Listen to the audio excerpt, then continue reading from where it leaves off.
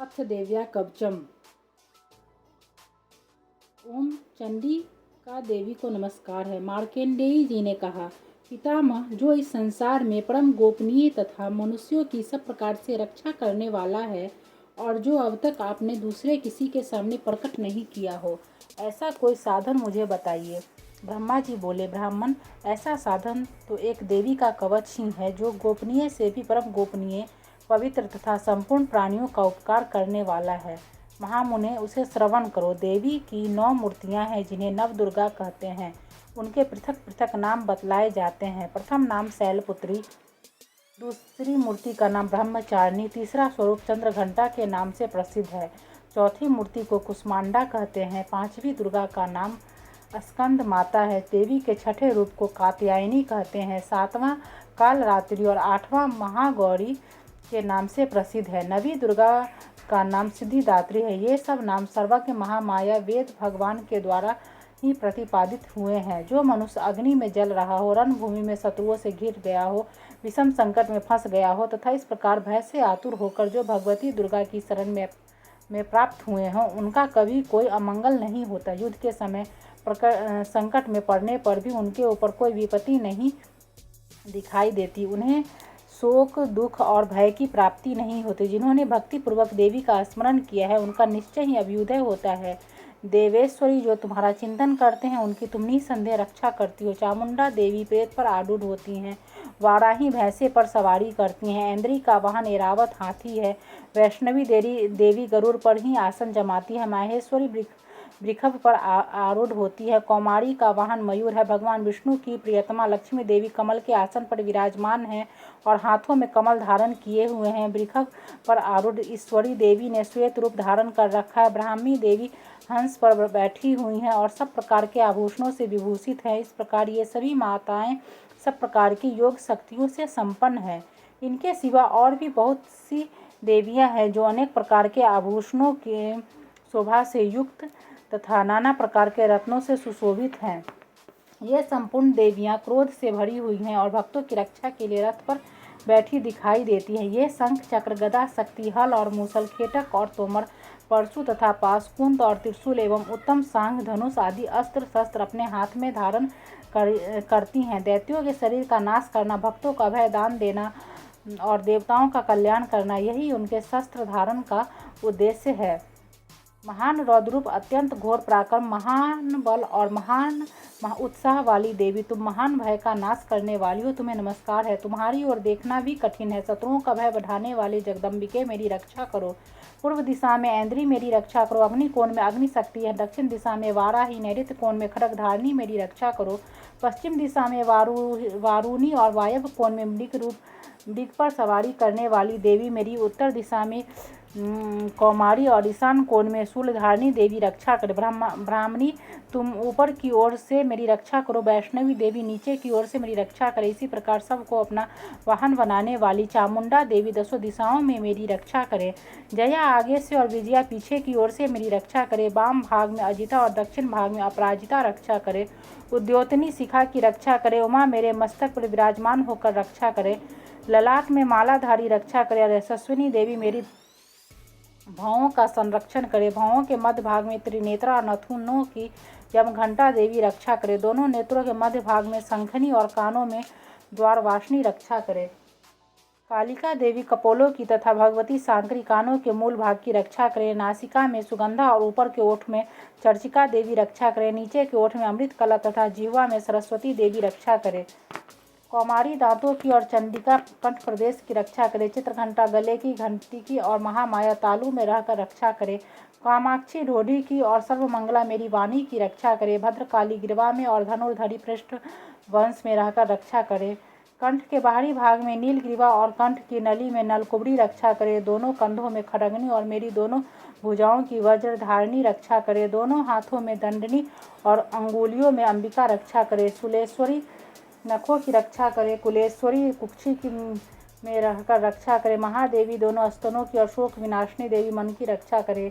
ललिता देवी हृदय में और शूल धारणी उदर में रहकर रक्षा करे। नाभि में कामनी और गुहा भाग की गुहेश्वरी रक्षा करे। पूतना और कामिका लिंग की और महिषवाहिनी गुदा की रक्षा करे। भगवती कटी भाग में और विंध्यवासिनी घुटनों की रक्षा करे। संपूर्ण कामनाओं को देने वाली महाबला देवी दोनों पिंडलियों की रक्षा करे। नारसिंही दोनों ठुड्डियों की और तेजसी देवी दोनों चरणों के पृष्ठभाग की रक्षा करे। श्री देवी पैरों के उंगलियों में, तलवासिनी पैरों के तलुओं में रहकर रक्षा करे। अपनी दाढ़ों के कारण भयंकर दिखाई देने वाली दंष्ट्रा कराली नखों की और ऊर्ध्व केशनी देवी केशों की रक्षा करे। रोमावलियों के छिद्रों में कौबेरी और त्वचा की वागीश्वरी देवी रक्षा करे। पार्वती देवी रक्त, मज्जा, वसा, मांस, हड्डी और मेद की रक्षा करे। हाथों की कालरात्रि और पित्त की मुक्तेश्वरी देवी रक्षा करे। मूलाधार आदि कमल कोशों में पद्मावती देवी और कफ में चूड़ामणि देवी स्थित होकर रक्षा करे। नख के तेज की ज्वालामुखी रक्षा करे, जिसका किसी भी अस्त्र से भेदन नहीं हो सकता। वह अभेदा देवी शरीर की समस्त संधियों में रहकर रक्षा करे। ब्राह्मणी आप मेरे वीर की रक्षा करे। छतेश्वरी छाया की और धर्मधारिणी देवी मेरे अहंकार, मन और बुद्धि की रक्षा करे। हाथों में वज्र धारण करने वाली वज्र हस्ता देवी मेरे प्राण, अपान, व्यान, उदान और समान वायु की रक्षा करे। कल्याण से शोभित होने वाली भगवती कल्याण शोभना मेरे प्राणों की रक्षा करे। हर्ष, रूप, गंध और शब्द और स्पर्श इन विषयों का अनुभव करते समय योगिनी देवी रक्षा करे तथा सतगुण, रजोगुण और तमोगुण की रक्षा सदा नारायणी देवी करे। वाराही आयु की रक्षा करे। वैष्णवी धर्म की रक्षा करे तथा चक्रणी देवी यश, कीर्ति, लक्ष्मी, धन तथा विद्या की रक्षा करे। इंद्राणी आप मेरे गोत्र की रक्षा करे। चंडिके तुम मेरे पशुओं की रक्षा करे। महालक्ष्मी पुत्रों की रक्षा करे। भैरवी पत्नी की रक्षा करे। मेरे पथ की सुपथा तथा मार्ग की क्षेमकरी रक्षा करे। राजा के दरबार में महालक्ष्मी रक्षा करे तथा सब और व्यापक रहने वाली विजया देवी संपूर्ण भयों से मेरी रक्षा करे। देवी जो स्थान कवच में नहीं कहा गया अतएव रक्षा से रहित है, वह सब तुम्हारे द्वारा सुरक्षित हो, क्योंकि तुम विजय शालिनी और पाप नाशनी हो। यदि अपने शरीर का भला चाहे तो मनुष्य बिना कवच के कहीं एक पग भी न जाए, कवच का पाठ करके ही यात्रा करे। कवच के द्वारा सब ओर से सुरक्षित मनुष्य जहाँ जहाँ भी जाता है वहाँ वहाँ उसे धन लाभ होता है तथा संपूर्ण कामनाओं की सिद्धि करने वाली विजय की प्राप्ति होती है। वह जिस अभिष्ट वस्तु का चिंतन करता है उसको निश्चय ही प्राप्त कर लेता है। वह पुरुष इस पृथ्वी पर तुलना रहित महान ऐश्वर्य का भागी होता है। कवच से सुरक्षित मनुष्य निर्भय हो जाता है। युद्ध में उसकी पराजय नहीं होती तथा वह तीनों लोकों में पूजनीय होता है। देवी का यह कवच देवताओं के लिए भी दुर्लभ है। जो प्रतिदिन नियम पूर्वक तीनों संध्याओं के समय श्रद्धा के साथ इसका पाठ करता है उसे देवी कला प्राप्त होती है तथा वह तीनों लोकों में कहीं भी पराजित नहीं होता। इतना ही नहीं, वह अपमृत्यु से रहित हो 100 से अधिक वर्षों तक जीवित रहता है। मकड़ी, चेचक और कोढ़ आदि उसकी संपूर्ण व्याधियां नष्ट हो जाती है। कनेर, भांग, अफीम, धतूरे आदि का स्थावर विष, सांप और बिच्छू आदि के काटने से चढ़ा हुआ जंगम विष तथा फेन और तेल के संयोग आदि से बनने वाला कृत्रिम विष, ये सभी प्रकार के विष दूर हो जाते हैं, उनका कोई असर नहीं होता। इस पृथ्वी पर तारण, मोहन आदि जितने अभिचारिक प्रयोग होते हैं, वह इस प्रकार के जितने मंत्र यंत्र होते हैं, वे सब इस कवच को हृदय में धारण कर लेने पर उस मनुष्य को देखते ही नष्ट हो जाते। यही नहीं, पृथ्वी पर विचरने वाले ग्राम देवता, आकाशचारी देव, विशेष जल के संबंध में प्रकट होने वाले गण, उपदेश मात्र में सिद्ध होने वाले निम्न कोटि के देवता, अपने जन्म के साथ प्रकट होने वाले देवता, कुल देवता, माला डाकनी, शाकिनी, अंतरिक्ष में विचरने वाले अत्यंत बलवती भयानक डाकनियाँ, ग्रह, भूत, पिशाच, यक्ष, गंधर्व, राक्षस, ब्रह्मा, राक्षस, वेताल, कुष्मांड और भैरव आदि अनिष्ट कारक देवता भी हृदय में कवच धारण किए रहने पर उस मनुष्य को देखते ही भाग जाते हैं। कवचधारी पुरुष को राजा से सम्मान वृद्धि प्राप्त होती है। यह कवच मनुष्य के तेज की वृद्धि करने वाला और उत्तम है। कवच का पाठ करने वाला पुरुष अपनी कीर्ति से विभूषित भूतल पर अपने सुयश के साथ साथ वृद्धि को प्राप्त होता है। जो पहले कवच का पाठ करके उसके बाद सप्तशती चंडी का पाठ करता है, उसकी जब तक वन, पर्वत और काननों सहित यह पृथ्वी टिकी रहती है, तब तक यहाँ पुत्र, पौत्र आदि संतान परंपरा बनी रहती है। फिर देह का अंत होने पर वह पुरुष भगवती महामाया के प्रसाद से उससे नित्य परम पद को प्राप्त होता है, जो देवताओं के लिए भी दुर्लभ है। वह सुंदर दिव्य रूप धारण करता है और कल्याण में शिव के साथ आनंद का भागी होता है।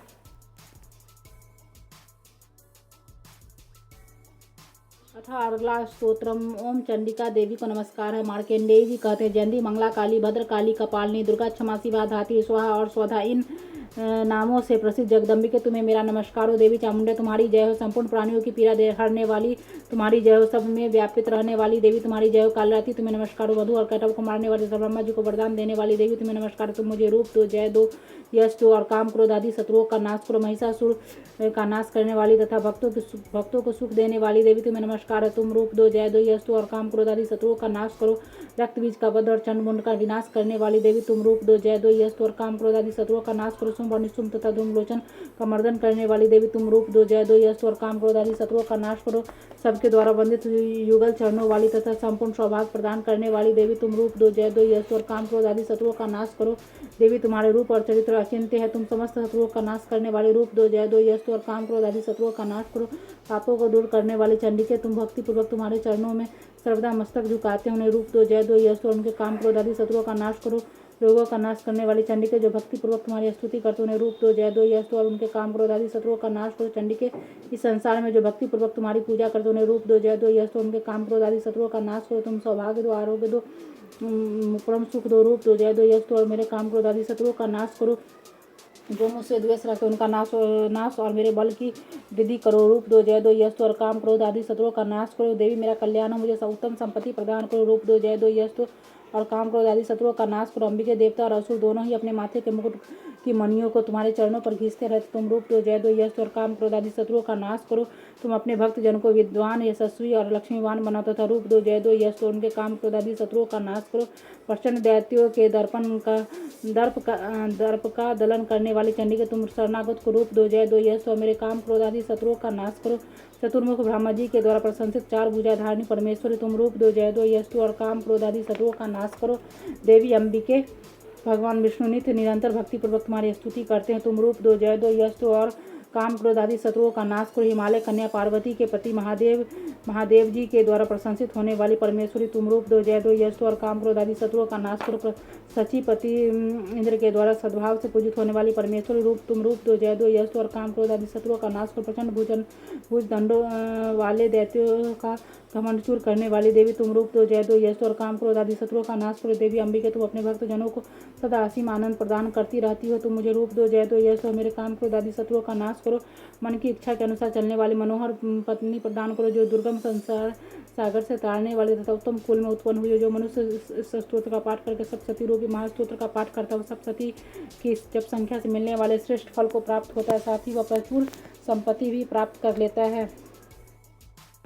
ओम चंडिका देवी को नमस्कार है। मार्कंडेय जी कहते विशुद्ध ज्ञानी जिनका शरीर है, तीनों वेद ही जिनके तीन दिव्य नेत्र है, जो कल्याण प्राप्ति के हेतु तथा अपने मस्तक पर अर्धचंद्र का मुकुट धारण करते हैं, भगवान शिव को नमस्कार है।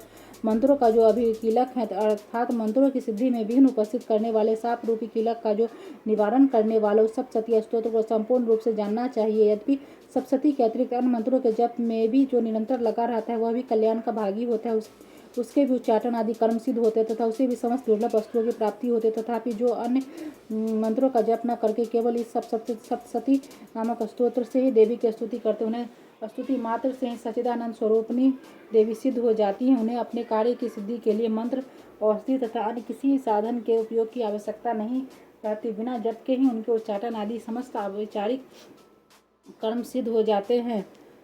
इतना ही नहीं, उनकी संपूर्ण अभीष्ट वस्तुएं भी सिद्ध होती है। लोगों के मन में यह शंका थी कि जब केवल सप्तशती की उपासना से अथवा सप्तशती को छोड़कर मंत्रों की उपासना से भी समान रूप से सब कार्य सिद्ध होते हैं, तब उनके इसमें श्रेष्ठ कौन सा साधन है। लोग इस शंका को सामने रखकर भगवान शंकर ने अपने पास आए हुए जिज्ञासुओं को समझाया कि वह सप्तशती नामक संपूर्ण स्तोत्र सर्वश्रेष्ठ एवं कल्याणमय है। तदंतर भगवती चंडिका के सप्तशती नामक स्तोत्र को महादेव जी ने गुप्त कर दिया। सप्तशती के पाठ से जो पुण्य प्राप्त होता है उसे उसकी कभी समाप्ति नहीं होती, किंतु अन्य मंत्रों के जप जन्य पुण्य की समाप्ति हो जाती था। भगवान शिव ने अन्य मंत्रों की अपेक्षा जो सप्तशती की ही श्रेष्ठता का निर्णय किया उसे यथार्थ ही जानना चाहिए। इन मंत्रों का जप करने वाले पुरुष भी यदि सप्तशती का स्तोत्र और जप का अनुष्ठान कर ले तो वह भी पूर्ण रूप से कल्याण का भागी होता है।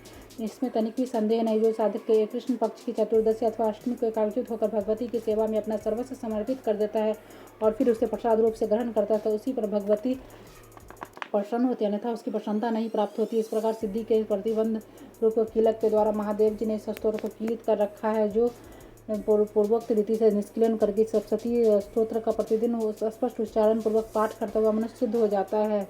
वहीं देवी का पार्षद होता है, वही गंधर्व भी होता है। सर्वत्र विचरते रहने पर भी संसार में उसे कभी कहीं भी भय नहीं होता। वह अपनी मृत्यु के बस में नहीं पड़ता था। देह त्यागने के अनंतर मोक्ष प्राप्त कर लेता है। अतः कीलन को जानकर उसका परिहार करके ही सप्तशती का पाठ आरंभ करे। जो ऐसा नहीं कर उसका नाश हो जाता है। इसलिए कीलक और निष्कीलन ज्ञान प्राप्त करने पर ही स्तोत्र निर्दोष होता है।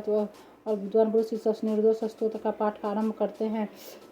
स्त्रियों में जो कुछ भी सौभाग्य आदि दृष्टिगोचर होता है वह सब देवी के प्रसाद का ही फल है। इस कल्याणमय स्तोत्र का सदा जप करना चाहिए। इस स्तोत्र का मंद स्वर से पाठ करने पर स्वल्प फल की प्राप्ति होती है और उच्च स्वर से पाठ करने पर पूर्ण फल की सिद्धि होती है। उच्च स्वर से ही इसका पाठ आरंभ करना चाहिए। जिनके प्रसाद से स्वरे सौभाग्य, आरोग्य, संपत्ति, शत्रुनाश तथा परम मोक्ष की भी सिद्धि होती है, उन कल्याण में जगदम्बा की स्तुति मनुष्य क्यों नहीं करते।